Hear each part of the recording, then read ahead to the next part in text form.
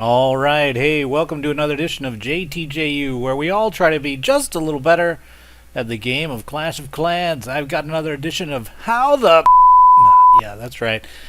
In this case, we're going to be taking a look at another Max Town Hall 11 base and a 3-star on it.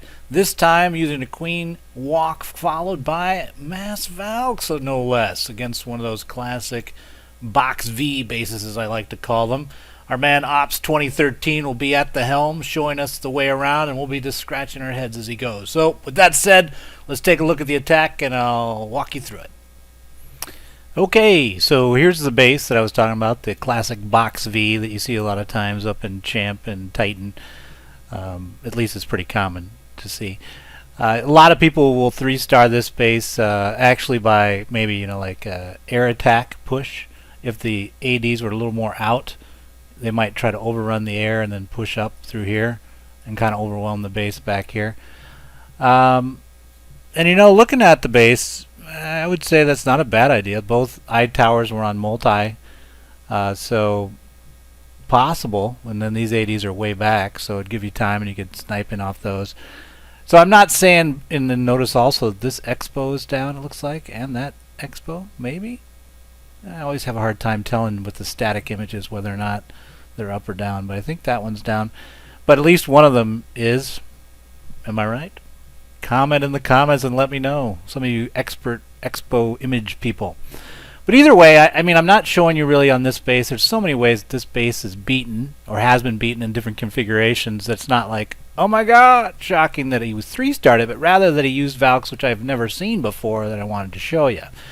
What you're going to see is he's basically going to queen walk this direction, blow in from here, and then he's going to do a really nice deep wall breaker action to land his wall breakers here while under fire. Queen's standing here with her healers.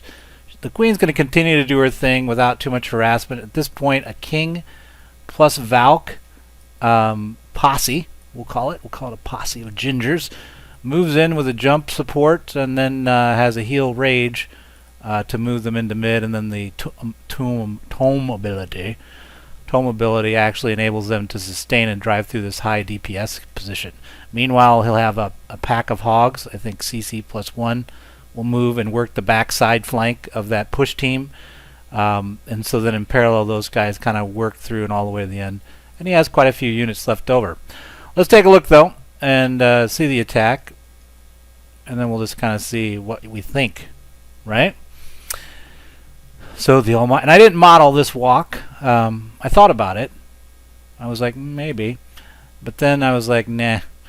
Because it was pretty simple, right? I mean, you could tell there is one question here of the queen rounding, but really there's nothing to pull her. And that is set slightly off, so it's not. Oh, and then also it's nice. This is a nice hog trigger off the backside, realizing that if he just took that outer tower out, they would dive and get this pretty much buried CC from this position. So it was a nice way to deal with the CC and get them handled while the queen was not under much pressure. I mean, look, right now, the only thing pushing that queen is nothing. Am I right? Yeah, so she's totally alone. So it was really, in terms of timing of when the hogs went in, you might not have noticed it, but in the trigger of getting them out, not even be under pressure, I mean, she could have probably moved up and still handled it from here. But just really nice timing of when the CC engaged the queen, allowed it really not to be a big concern. So here she goes, handling her business with the poison. But here comes one of the how the hell moments. Whoops, did I say that word? Didn't have my beep noise. But the wall breaker action he's going to get off here, Ops is going to get off here, is really unique. He's going to get the wall breakers. Hold on, we'll get her done right here. And then we can talk about it a little bit. Are you done yet there, girl? Alright, yeah, right there. Now watch as these mortars, right now they're in a neutral position, right? They're the position they were in when they first were tired up. Now watch as there's a visual key that you can use to potentially pull off a similar dive, maybe using other passive units to see when they actually target the queen to use her as distract. But with the mortars, it's even more important. Bang, bang, bang. Go ahead, girl. There, right there.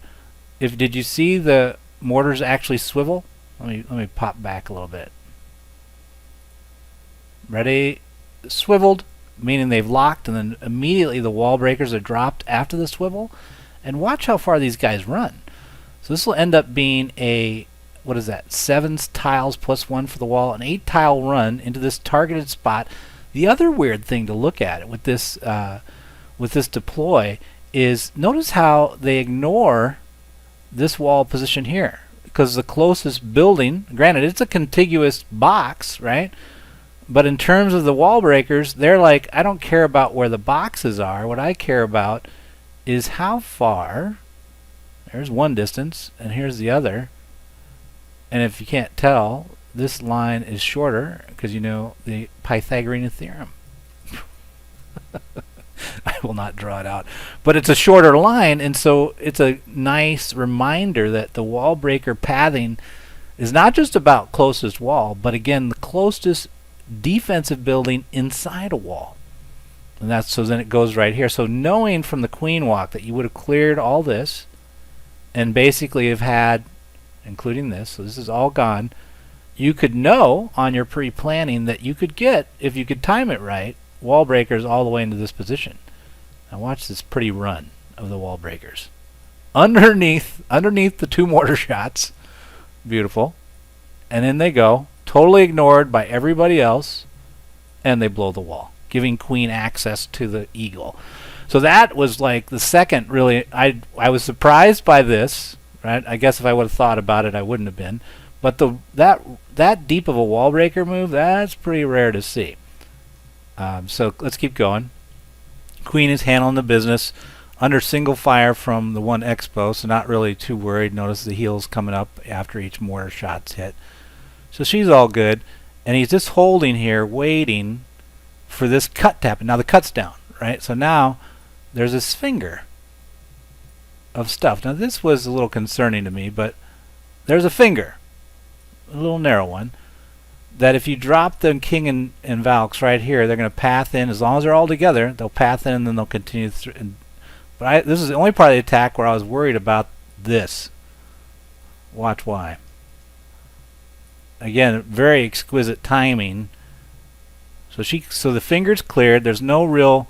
He waits also for this to be gone so that they don't pop this way, I guess. But watch how quickly. So the king's engaging. Bang, bang. Valks are dropping. They're all down. Half health on the cannon. And watch now, they're going to actually engage the cannon. So from a planning perspective, you have to have all the Valks in. And then you would know, again, Pythagorean's theorem, this path is shorter, but just barely. So from a modeling perspective, pre-attack, you would have to sit there and say, well, they're going to be fighting right about there. Can't really see it because there's a bomb going off. But you would know that they'd be fighting right on the edge, and then they would move up because of that shorter distance. But it's not like it's obvious, right? A typical, I think I even would have been thinking like, wow, I need to clear this off, man. I got to do something to walk those Valks in. But to actually analyze to that level of detail, I think it was probably a tile difference between this attack, this pathing, because the Valks don't carry, and knowing that if you get them all there before the cannon goes down, that they'll continue to path in, because you don't really care about this. You know, let it be. Get it later. Let the Grand Warden take care of it. So they move in. So I thought that was the third interesting thing about this attack. Now they're moving into mid, outside of it being Valks. But now they're moving into mid. 2 multis are going to get engaged. They're under the heel. Because there's I think there was like 14 Valks. So a heel is a good plan because only 5 of them will be under burn. Plus the king, right? So I think it's a fair bet to use it. Now the poison actually handles the skellies that are popping. So also good planning. But now here comes the DPS. Tome is dropped right when all the DPS fires. So not surprising there. At this point, it's nothing too shocking going on. We're just hammering through. We're going to Iron Fist based on health. The recognition, though, of the backside flank that would be pressuring his team as they move, and notice also using the freeze on the DPS, not the eye tower specifically. He slanted, didn't really go for Wait a minute. Didn't really go for a freeze that would take both eye towers, right? Because it's a high health attack against multis. So he's not really worried about burn or heal. He's worried about the amount of DPS being poured into the units.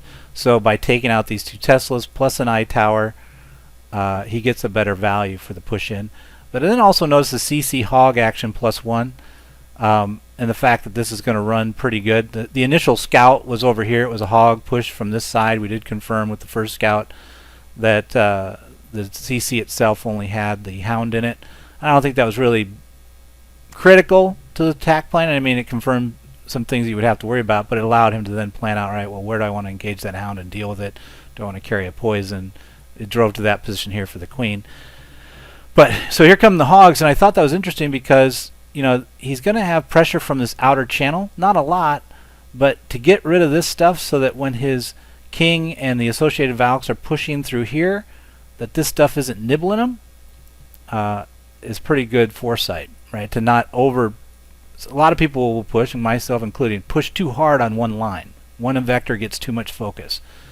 And thereby you lose the attack because stuff's not on the line. The flanking aspects take out the stuff that you've had. But look how much value these hogs get as they move through the bottom here, as they're tracking their way. They'll make it almost all the way to that position, working off the distract of the stuff in main. They continue to move around, and then finally, nothing too amazing, but nice whiz cleanup on the edges, on the sides of the base that are not deployed. And that does matter because it ended up being 2 seconds remaining on the clock. So a lot of the things that you saw there in terms of speed of deploy are actually pretty critical. You know, to move and not have a lot of walk going on, and then having these guys cleanly, nobody dies, all the wizards are moving, and well, that one, oh, he died. Exception. Little tombstone for him. Poor guy. Rest in peace, Harry Potter. But most of the units did not die and push around the edge and enable the king to really focus on what they need to do, which is get this backside done cleared out so the queen can do her thing. So pretty good overall, I thought. Don't you think? In terms of, I don't know, I would be curious to try it because it's really the only technique aspects. Well, wait, and I think I'm switching to the scout now, but let's go back to just a picture of the base. The only real technique aspects, because you see this base a lot, is this deep wall breaker deploy and the timing of this King Valk action, so that they're all deployed and on this, and that you understand the pathing distances very distinctly. You know, down to a half tile, you can kind of get a very good sense of where they're going to go. Because the rest was, you know, pretty standard, but those two aspects against this base, it might be interesting to try. So there you have it. Hope it helps. And I guess we'll just close this one up. Good luck in your clan wars. Don't touch that, Larry. Touch it, Larry. You know you want to. Larry, don't touch Larry, that. do it. Do it, Larry. Larry! Yes! Welcome to the first day of the rest of your life, Larry. What'd I just Good say, job, Larry? Good job.